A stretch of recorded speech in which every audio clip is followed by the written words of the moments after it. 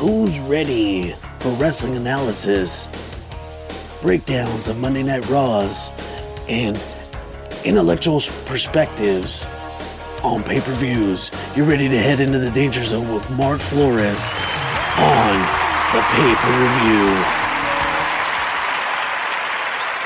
Thank you. Once again, this is another installment of the pay-per-view. I'm your host, Mark Flores. Coming off of a Monday Night Raw on February 29th of 2016. Let's get the commercials done and out of the way. Today's segment of the pay-per-view is brought to you by Game Swappers. Game Swappers, buy, sell, and trade. Located at 4520 Holt Boulevard in Montclair, California. You can get a hold of us at 909-267-4270. Game Swappers, buy, sell, and trade your retro video games and the current generation video games. Okay, so to bring into light of what I saw at this, hold on just a second. To bring into what I saw tonight on this Monday Night Raw, one thing I did notice is that they are still doing this color isolation for the Triple H Roman Reigns segment, where last week on Monday Night Raw, Triple H attacked Roman Reigns to a bloody pulp at the end of Monday Night Raw last week. And what they're doing with this isn't really, I think it's pretty apparent to notice, because it's gone in habit of what WWE does. I guess they don't want to show blood. And what they have done is that they color isolated Triple H and Roman Reigns during the time where Triple H is beating Roman Reigns' nose in, and they don't show blood. One of the reasons that it might be for that is because there is video surfacing that Byron Saxton hands Roman Reigns fake blood pills for him to chew up and then spit out. Maybe the color of the blood doesn't really match. Maybe it doesn't show a deep red, or maybe it shows too deep of a red.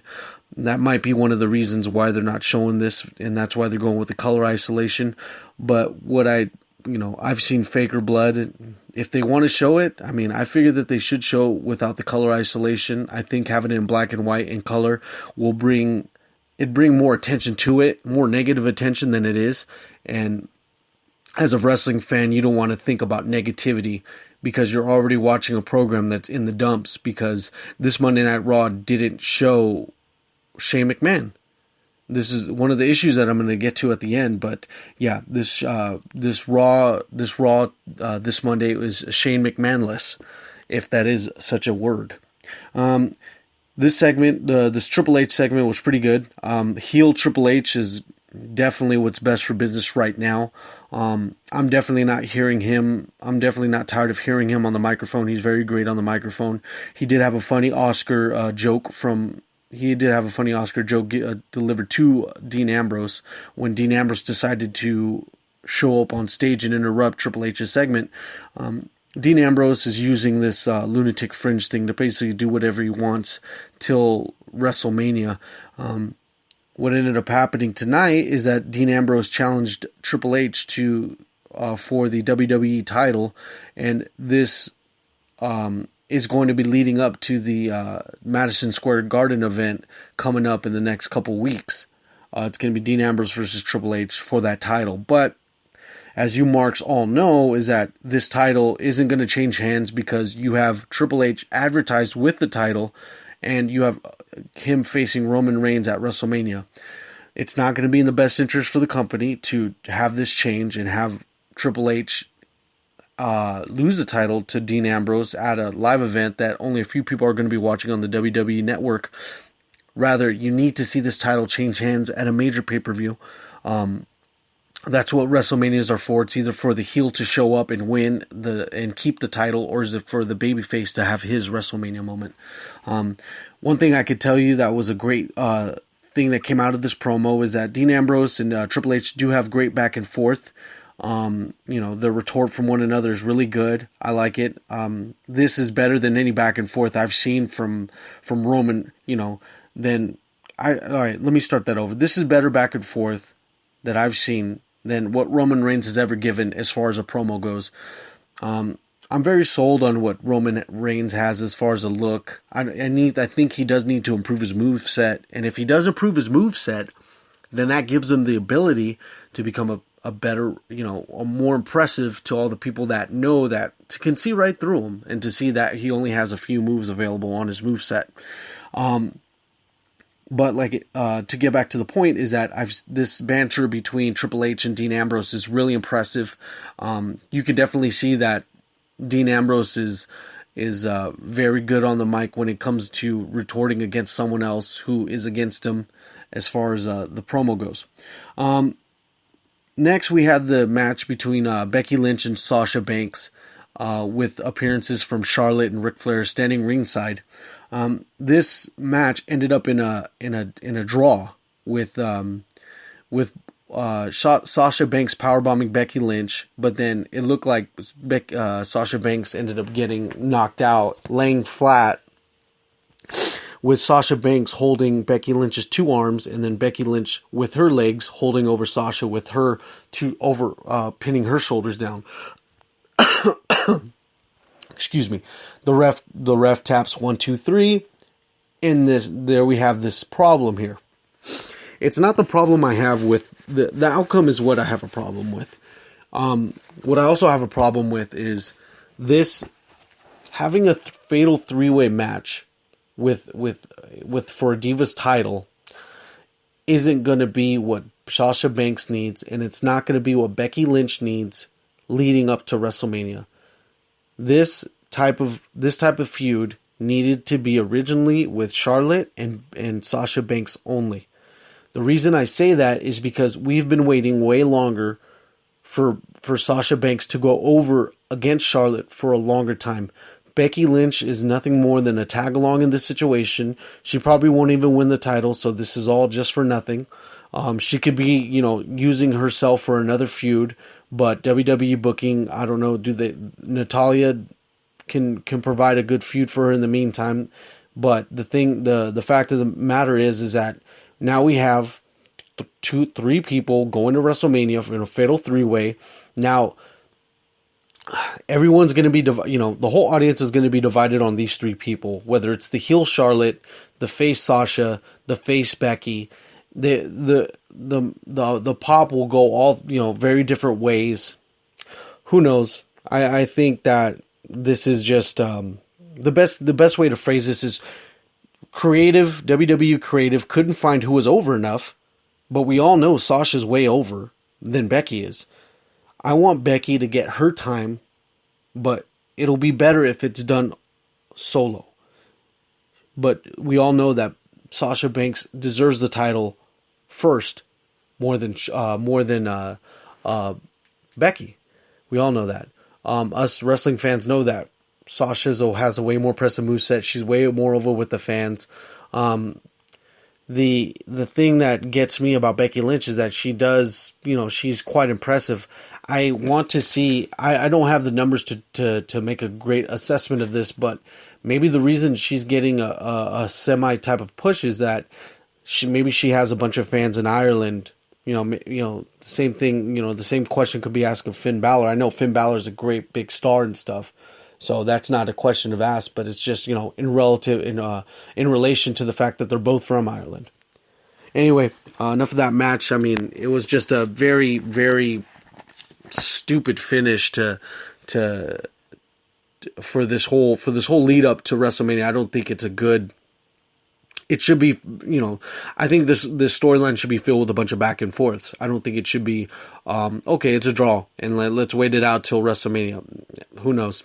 I want to see where this leads up to. I can only see, in present time for now, but what I do see is I do see Becky Lynch hoisting up the Divas title at WrestleMania. But one thing I do need to, firmly state is that they changed this Divas title belt. This Divas title belt looks hideous. I don't think it looks presentable at all. It looks really ridiculous. I find the NXT women's belt to be a little more attractive than this one. But that's just my 2 cents on that issue. I just wanted to get that across as well. Okay, so then the next match we have a Ryback squash match against Adam Rose. What I do sense, and this is pretty much what I predicted last week, is that Ryback is getting, his singles push. It looks like squash matches usually, are a telltale sign of some guy getting enough heat, getting enough steam rolling to whoever he or she is going to face at a set event, at a set pay-per-view. Ryback is well deserved of this. With the dwindling injury riddled roster, we have this situation where we need to get people like Ryback. So when Cesaro's healthy, we got to get him over again. He was getting a lot of steam and momentum when he was facing Kevin Owens at Battleground. No, not at Battleground. The pay-per-view where they both faced each other now is beyond me. I think it was... No, I'm not going to sacrifice dead air for that. But I'll find out, and I'll be able to add that for next time when I come back on this next episode. But back to my point is that Ryback's singles push is pretty apparent now. Who is the Ryback's opponent is going to be at WrestleMania is yet to be seen. It might be either Kane or Big Show, because those were the two tag teams those were the two tag team partners he abandoned against the Wyatt family the last time we saw them. So maybe. I hope he gets another push. Like the lack of stars that we have right now, let's just go back to the drawing board with Ryback. Him getting rid of the singlet is creative, trying to get rid of the old Ryback by saying, you know what, let's change his look real quick. Now, as soon as we change his look, let's give him a bigger push, and people aren't going to see the same old Ryback with the singlet, seeing the same old Ryback do his same routine. New changes stimulate new possibilities with a wrestler. That's why a lot of wrestlers change their gimmicks, is to get away with the old habits, get away with the old subconscious thoughts that you had about them, and see if we can go on with new things. That's what I mainly think. I don't even think Ryback even gave away a necklace today. He usually does give away a necklace to a fan. I didn't see it, so I want to just make sure to double check that. But if he didn't, like I said, that you need to get rid of this old persona that you had and come in with this, this new fresh look to attribute yourself to the new push you're gonna get. Perfect. I think it's perfect. I think Ryback definitely has a look to do it. On to another topic I had Y2AJ versus the New Day. Yes, that is their name. Actually validated by Y2J and AJ Styles. I think it was a great match. For what Y2J and AJ Styles are doing at their age, high flying off the ropes, still, Chris Jericho still doing the line. So I think that is a great, it's a great it definitely signifies that they still love the game so much that they'll still do these top rope maneuvers. I mean, you got to know that between these two teams, all these matches are called, all the shots are called during grapples, but some of the bigger spots are, taken care of backstage. But for them to be in agreement on doing all these moves like this at this late of stage in their careers definitely shows you that they still have the love for the game and they still have the ability to do it. This lead up might not lead up to the two meeting up at WrestleMania, but maybe at the next, because what ended up happening is that AJ Styles and Y2J proposed a challenge to the New Day for the titles next week on Raw. But from what I can assume is that there's going to be a no contest, some DQ of some sort, because you gotta realize when a heel tag team has three people in it based on the Freebird rules, you have one that's always going to be up to DQ antics. Xavier Woods mainly, or even Kofi Kingston. They're always, Big E is always going to be the bruiser. He's always going to be in the match more than likely because, it's just a definite contrast between the high flyer, which is Kofi Kingston, and even Xavier Woods, it's always going to be either one of those or the powerhouse, which is Big E. Hopefully, what I can hope is that this doesn't go all the way till WrestleMania. What I really want to see is I want to see AJ Styles take a solo match against Kevin Owens at WrestleMania. I don't want to see AJ Styles and Y2J go against the New Day and have a title exchange. I think Y2J and AJ Styles are better than that, than reverting back to tag team status. I think AJ Styles needs a solo shot at WrestleMania. He's been way overdue for this, and I say that because he should have been in the WWE he should have been in the WWE years ago. He could have been bought out instantly. I don't care how much money Dixie Carter has at TNA. There's not money talks. WWE can fork over cash when it wants, and that is a for sure thing because they can, you could pay. They have no hesitation paying The Rock every time he shows up for an appearance. Each time The Rock shows up, there's a separate appearance fee, and other if not, there got to be a set amount of dates that he's going to work for a large sum of money. Meaning that if they really want to get the ratings, if they really want to get who they want, they'll pay the money for it. You got to remember that this WWE is a $1 billion industry. They do have the money to afford this. Back to my main point here is that this feud ends with the New Day coming victorious. They need to solidify a win against two major talents such as AJ Styles and Y2J because they have not defended this title in a long, long time. Not a lot of people have noticed it, but all these matches that they've had have been non-title matches. There hasn't been one that's actually been, they haven't done a main event where they, where they put their titles on the line. They haven't done that yet. They haven't done that in a while. So this is definitely something to see. I hope, the New Day gets over on these two guys because, this won't hurt AJ Styles as at all as a singles competitor because it is a tag team match. This won't hurt Y2J. This is just two vets going to be putting over the younger talent, which is the New Day. They do deserve it. They are definitely super over. It's not even funny. Even as heels, these guys definitely do their thing in the ring. They sell merch. Definitely, they are certainly brave for wearing those unicorn headbands because let's just put it bluntly, it does look sexually suggestive. But props to the New Day for doing their thing. I hope Y2J and AJ are able to put them over at not at WrestleMania, but maybe the Madison Square Garden event leading up there. This Raw was mainly a build-up for the Madison Square Garden event for Triple H and Dean Ambrose. Maybe a couple matches as well, but we all know that these matches are set exclusively for Madison Square Garden. There's pretty much a few of these matches are non-canon. There's going to be this match with Triple H and Dean Ambrose that's going to be canon to the storyline leading up to WrestleMania. But as we all know, is that Triple H is advertised with the title to defend it against Roman Reigns. For WWE to propose that Dean Ambrose is going to come in a title match against Triple H at Madison Square Garden is not a smart idea. Because anyone with the general knowledge of knowing what to expect at this event is Dean Ambrose isn't going to win. It's set in stone. This is pretty much a for sure loss for Dean Ambrose. He's going to be on a bad streak. I mean, the time he beat Seth Rollins and won the title, people popped big time, but then it ended up in shenanigans.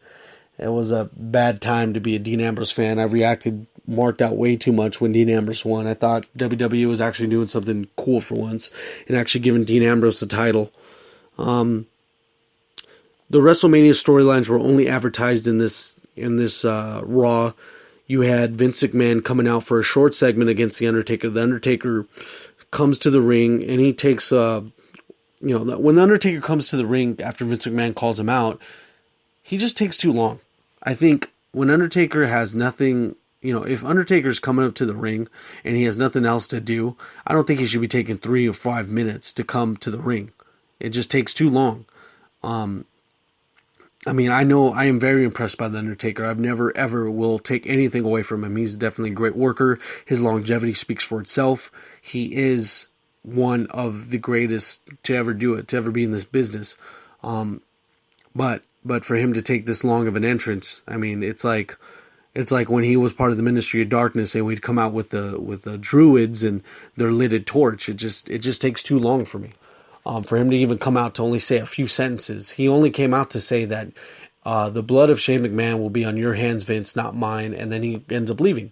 And then Vince McMahon ends up finishing his promo, just letting people know that Shane McMahon and Undertaker are going to wrestle at WrestleMania. So back to my point is that no WrestleMania storylines were advanced They weren't, they weren't heightened. They weren't accelerated at all. They were just stagnant. It was only just to promote the Madison Square Garden event coming up in a few short weeks. It was a very subpar Raw. I don't imagine the second and third hour of Monday Night Raw to be in the. The last average that they had was 3.6, and they had 3.9 when Shane McMahon showed up. But this Raw was pretty much not. You'll see 3.2 in the beginning just to see if Shane McMahon's going to come out, and you might see a bunch of 2.9s and 2.6s like they've been usually averaging. They've been doing pretty bad with ratings, but who knows? Who knows what I'm going to see with the ratings draw? I do have a source that lets me know what ratings they're going to have for Monday Night Raw, so I'll be able to look that up and be able to determine from there. My assessment only is that Shane McMahon is a ratings draw. What WWE needs to do now, since John Cena's out, since there's not a bunch of part-timers that are willing to work with WWE at this time, Batista, it's just we're dealing with the issues that we need to have something. We need to have a ball rolling all the time to where we need to have a great build up to WrestleMania. What I'm saying is that we need to have ratings that go up and up and up and up till WrestleMania shows up, because as of right now, we can't have fluctuating ratings. When you have fluctuating ratings, you'll have people popping in and out on Monday Night Raw when they shouldn't, because maybe what if fan A that saw Shane McMahon last week and who didn't see him this week won't turn in next week when he shows up? Who knows? It'll build inconsistency with the fan base, and once you do that, you don't have consistency. And when you don't have consistency with a fan base like this, then you end up losing the fan all entirely. And as of this point, you can't have WWE doing that, because let's just take it down to brass tacks, is that they need all of what they can get as far as ratings go. Shane McMahon, let me put it this way. Shane McMahon equals ratings. Plain and simple. It's just straight up like that. That's all I have for this podcast. I wasn't really impressed with this Raw, but I wanted to bring the attention of, the main issues going on. Dean Ambrose did end up going against the League of Nations, but the League of Nations is going to have their thing with the New Day coming up. They might face him at WrestleMania, but as far as Dean Ambrose and Triple H is going, I'm really, there's really not enough build up, or with the most how would you put it, with the most predictable ending going that's going to happen at Madison Square Garden. I don't even need to waste my time discussing it, because we all know who's going to win. It's a straight up fact. They need Triple H to hold the title at WrestleMania for the huge ratings draw to see if Roman Reigns is going to have his WrestleMania moment. That's just straight up. Anyway, I wanted to finish this off by letting you know that this episode of Pay-Per-Review, Raw Summary, on this beautiful night of February 29th, 2016, was brought to you by Game Swappers. Game Swappers, buy, sell, and trade. Take all your retro games, current gen games, and we even do take collectibles. 4250 Holt Boulevard in Montclair, California is where we're located. Our phone number is 909-267-4270. Game Swappers, buy, sell, and trade. Once again, that phone number is 909-267-4270. You can also catch them on Instagram at GAMESWAPPERS, and that spells Game Swappers. Anyway, guys, I wanted to let you know. I want to thank you for tuning into the show. I do believe I have the best, I want to say I do have the best fan base.